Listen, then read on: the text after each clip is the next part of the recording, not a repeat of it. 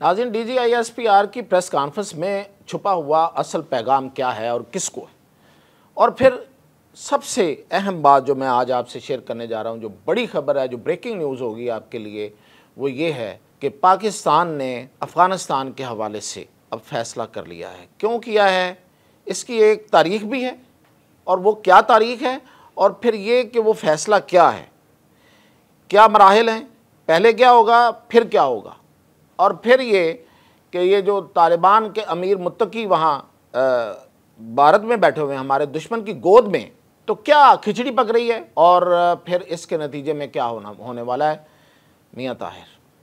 तो सबसे पहले तो मैं आपको बताऊं कि आज की जो प्रेस कॉन्फ्रेंस थी, एक तवील प्रेस कॉन्फ्रेंस थी, जिसमें DGISPR ने बड़ी तफसील के साथ हर इशू पे जो कि दहशतगर्दी से रिलेट है, और दहशतगर्द जो पॉलिटिकल पैटर्नेज लेते हैं, और पॉलिटिकल जो फोर्सेस हैं या ऐसे ग्रुप्स हैं या ऐसी कोई पार्टी है, ज़ाहिर है PTI है, वो किस तरह से इनको मदद दे रही है और उसका अब क्या करना है। सबसे बड़ी बात ये है, मदद दे रही है, सबको पता है, सब क्लियर है। एक बयानिया, एक बातचीत का बयानिया, फिर उस बातचीत के बयानिए के बाद उन लोगों की के लिए हमदर्दियाँ पैदा करना लोगों में। जाहिर है जब पॉलिटिकल लीडरशिप जो है वो एक ख़ास बयानिया बनाती है और फिर ख़ास तौर पे नौजवानों को इस्तेमाल करके, तो वो लोगों में वो एक बयानिया बनता है, लोग उसका असर लेते हैं। और मैं अपने बहुत सी वीडियोस में ये बता चुका हूँ कि असल रुकावट हमारे यहाँ जो दहशतगर्दी हो रही है और उसकी बढ़ती हुई वारदातें जो हैं, जो दिन ब दिन बढ़ रही हैं, जिसमें हमारी अफवाज के लोग शहीद हो रहे हैं, अफसर जवान शहीद हो रहे हैं, हमारी कुर्बानियाँ दिन ब दिन बढ़ती जा रही हैं, इसकी वजह जो है वो ये पॉलिटिकल बयानिया है और उसके नतीजे में पैदा होने वाली हमदर्दी है। ये इसमें अब कोई दो राय रह नहीं गई हैं। अब कोई अगर किसी बात से कुछ जानबूझ के जुड़ा रहना चाहता है तो फिर जाहिर है उसके लिए फिर वो उन्होंने 3 नुकात कहे हैं। पहली बात तो ये है कि या तो वो इन दहशतगर्दों के ख़िलाफ़ खुद कार्रवाई करे, यानी कि किसको कहा है, KP हुकूमत को कहा है और उस पॉलिटिकल पार्टी को कहा है जिसकी हुकूमत है और आगे जिसकी आगे बनने जा रही है। दूसरा ये है कि अगर वो खुद कार्रवाई नहीं करना चाहते तो फोर्सेस के साथ मिलकर कार्रवाई करें, और तीसरा कि अगर दोनों ये कबूल नहीं है तो फिर उनकी साइड पे खड़ा हो जाए, तो उसके ख़िलाफ़ फिर जो भी कार्रवाई होगी वो उसको दहशतगर्द और उसका सहूलतकार ही समझा जाएगा। ये 3 पॉइंट हैं, बड़े वाजे कर दिए हैं। और दूसरा इसमें जो बड़ा पॉइंट है, जो इशारा है और जो पैगाम है, वो है वो पॉलिटिकल जो सियासी लोग हैं उनके लिए जो इमरान ख़ान के बयानिया पर चलना चाह रहे हैं। उन्होंने ये कहा है कि इमरान ख़ान जो एक बंदा जिसने इन दहशतगर्दों को इस पाकिस्तान में वापस लाने में एक बयानिया बनाया और उनको सहूलत फराहम की, उसको अब नहीं छोड़ा जाएगा। यानी कि उसको और उसके पीछे चलने वाले पैरोकारों को, पैरोकार वही होते हैं ना जो आंखें बंद करके चलते हैं, नहीं छोड़ा जाएगा। ये 30 जो अहम पॉइंट था। और फिर इससे अगला जो अहम पॉइंट है वो है कि पाकिस्तान की अवाम के तहफ़्फ़ुज़ की खातर, उनकी हिफाजत के लिए, उनकी सलामती के लिए, मुल्क के पाकिस्तान वतन अज़ीज़ की सलामती के लिए इस मुल्क में दहशतगर्दी करने वालों का हर जगह पीछा किया जाएगा। यानी कि वो अफ़गानिस्तान हो या कहीं और जो रात को स्ट्राइक्स हुई अफ़गानिस्तान में काबुल के पास, उसका भी यही जवाब दिया गया। नाम लेने की उन्होंने ज़रूरत महसूस नहीं की। नूर वली महसूद के मारे जाने का उन्होंने क्वेश्चन जो था वो बड़ा क्लियर था और उस पर उन्होंने कहा कि ऐसी कार्रवाइयाँ होती रहेंगी।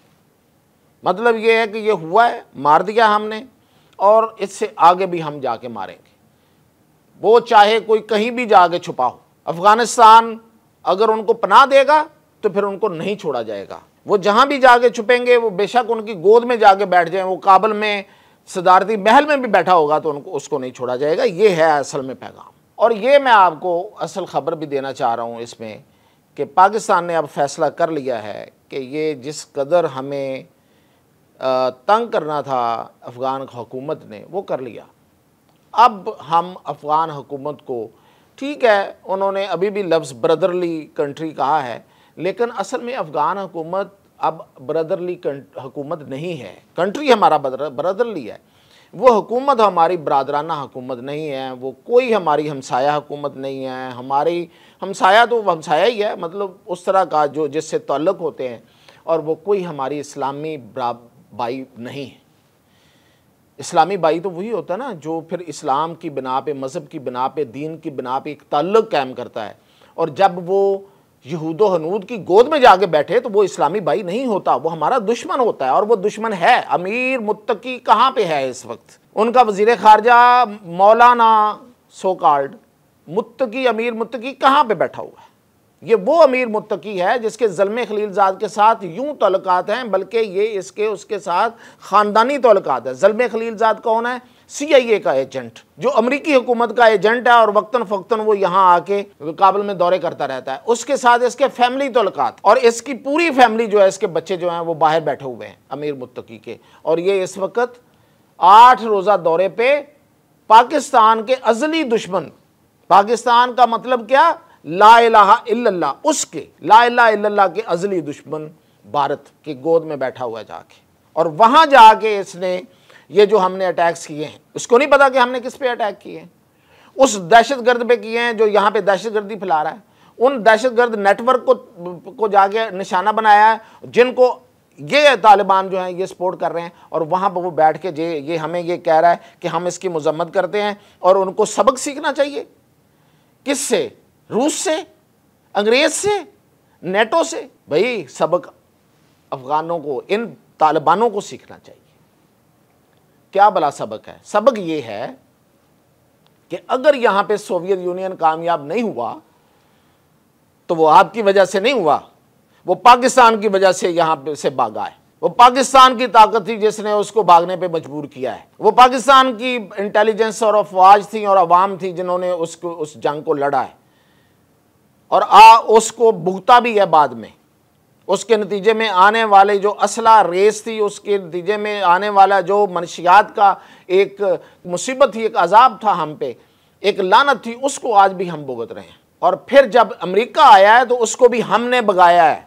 वो आज भी इस बात को याद करता है कि पाकिस्तान अगर हमारे साथ होता तो हम अफगानिस्तान से हजीमत और शिकस्त लेकर ना भागते। ये आंखें खोल के, दिमागों को खोल के ये याद रखें। ये जो कहा जाता है ना कि यहाँ वहाँ पे फ़लाँ से सबक सीखें, फ़लाँ से, भाई आपको अपने आप से सबक सीखें। पाकिस्तान नहीं है ना अगर आपके साथ, तो जाएं फिर जाके हिंदुस्तान से मदद लेके दिखाएं। अब कोई ताल्लुक नहीं है, कोई ब्रदरली कंट्री नहीं है, कोई इस्लामी भाई नहीं है, ख़त्म। जो दुश्मन का दोस्त है वो दुश्मन है, दो टोक बात है। इसलिए अब ये जो जितनी वहाँ पे इन्होंने जिनको पनाह दी हुई है उनको चुन चुन के मारा जाएगा। और अगली बात, और इसमें जो हमारे दोस्त मुल्क हैं उनका भरपूर ताउन हासिल है। उसमें रूस भी शामिल है, उसमें चाइना है, वो तो बिल्कुल है, और उसमें ईरान भी शामिल है। ये जो अभी वो चाबहार की बातें कर रहे हैं ना उधर बैठ के कि हम चाबहार का रूट इस्तेमाल करेंगे, यानी कि हर वो बात करनी है जो पाकिस्तान को तकलीफ दे, सिर्फ भीख मांगने के लिए, पाकिस्तान के दुश्मनों से डॉलर वसूल करने के लिए। ये यही औकात है, इसके अलावा कुछ नहीं है। पता है उनको कि पाकिस्तान के बगैर वो चल नहीं सकते, सिर्फ भीख मांग रहे हैं। भीख मांगने के लिए हमारी मुखालफत, हमें गाली दे के, हमें हमारी मुखालफत करके, हमें तकलीफ पहुंचा के उनसे भीख लेने गया है। क्या दे देगा इंडिया? ये तो आज की बात थोड़ी है। इंदिरा गांधी ने भी तो वहां जाके मुआहदे किए थे। अफगानिस्तान की तारीख गवाह है कि वो दाऊद हो, जो इनका शाह दाऊद था 1973 में, उसने भी हमारे बॉर्डर पे ला के सोवियत यूनियन के साथ मिलके तो फ़ौजें लगा दी थी, और क्या क्या उसमें त्यारे और गन्ने और मिसाइल ला के लगा दिए थे। और 1976 में इंदिरा गांधी ने वहाँ पे जाके तो विज़िट किया था। तो फिर उसके बाद जो फिर पाकिस्तान ने फिर जो चाल चली थी, उसके नतीजे में फिर खुद ही हाथ जोड़ के आके माफ़ी मांगी थी, और फिर जनरल ज़िया ने फिर इनको फिर घुटनों पे लाया था। तो ये अफ़गान, ये तारीख़ गवाह है। मैं कोई अफ़गानों के ख़िलाफ़ नहीं हूँ, लेकिन ये पाकिस्तान के ख़िलाफ़ है। ये हमेशा ताकत की ज़बान समझते हैं, ये डंडे की ज़बान समझते हैं। इस बार भी इनको डंडे की ज़बान से समझाना पड़ेगा। माजी में भी हमने इसी तरह इनको समझाया, इसी तरह इन्हें समझ आई है। इस बार भी ये होगा। अब ये जितने ये TTP के ये शतुंगड़े हैं जो पूरी दुनिया के लैपालक दहशतगर्द हैं जो पैसे की खातर जो है वो बेगुनाह और मासूम मुसलमान पाकिस्तानियों का खून करते हैं, मसाजिद में धमाके करते हैं। इन लोगों को नहीं छोड़ा जाएगा, एक एक को चुन चुन के मारा जाएगा। और अगली बात, ये अफगान तालिबान जो है ये इसी तरह रहे और जो कि रहना है, मैं आपको बता रहा हूँ, ये मेरी अंडरस्टैंडिंग, तो फिर ये अफगान तालिबान की क़यादत भी इसी तरह अगले जहान जी, फिर इनका भी खात्मा और इनका भी अंजाम यही होगा। और उसके बाद फिर हम देखेंगे जो भी आए, वो ऑप्शन ऑलरेडी मौजूद है और पाकिस्तान उस पर बहुत पहले कह चुका है कि अफ़गानिस्तान में, देखिए अफ़गानिस्तान, मैंने बहुत पहले आपको एक तारीख़ बताई है कि अफ़गानिस्तान पश्तूनों का नाम नहीं है, खुदा का वास्ता है, ये समझें। अफ़गानिस्तान में पश्तो अक़लियती ज़बान है, वहाँ को दर्जनों ज़बानें बोली जाती हैं, वहाँ फ़ारसी वालों की तादाद बहुत ज़्यादा है, ताजिक बोलने वालों की तादाद है, वहाँ हिंदको के 3 सूबे जो हिंदको बोलते हैं, दरी बोलते हैं, बलोची बोलते हैं। कौन सी इस खित्ते की ज़बान है जो वहाँ नहीं बोली जाती? तो बोलने वाले हैं, वो मौजूद हैं। एक कबायली इलाका है, कोई मुल्क नहीं है। वहाँ पे अगर हुकूमत करनी है तो फिर वहाँ वसील बुनियाद हुकूमत बनानी पड़ेगी, यानी कि तमाम लोगों को उस हुकूमत में शामिल किया जाए, वो वाली हुकूमत बनाई जाए। तालिबान का भी कोई बंदा आ जाए, कोई सेन एलिमेंट, कोई अच्छा, कोई बेहतर जो बंदा है वो आ जाए उसमें, वो भी इनके ग्रुप्स का भी एक आ जाए, लेकिन बाकी लोगों को ला के वहाँ पर हुकूमत, ये ना सिर्फ पाकिस्तान बल्कि पूरे खित्ते और दुनिया के लिए ज़रूरी है, क्योंकि वहाँ पे दहशतगर्दी जो है वो नर्चर हो रही है, वहाँ उसकी अफजाइश हो रही है, वहाँ उसको पाला जा रहा है, पोसा जा रहा है। और वो सिर्फ पाकिस्तान तक नहीं है, दहशतगर्द है, उसको कोई भी इस्तेमाल कर सकता है। आपने पैसा लगाना है, उसको कहीं भी ले जाए, वो जाके बम फोड़ देगा, वो जाके बम लगा के फट जाएगा। पैसा लगाना है बस आपने। तो वो जो पीछे बैठे होते हैं उनके, जो उनको तैयार करके भेजते हैं, उनको पैसे लगाएं, वो आगे पैसे थोड़े से देते हैं और उसके बाद अगला जाके फट जाता है। तो वो पाकिस्तान ही ज़रूरी नहीं है कि वो सिर्फ पाकिस्तान में फटेगा, वो तो हिंदुस्तान में भी जाके फट सकता है, और वो तो कहीं और भी जाके फट सकता है, किसी यूरोप में और कहीं और भी।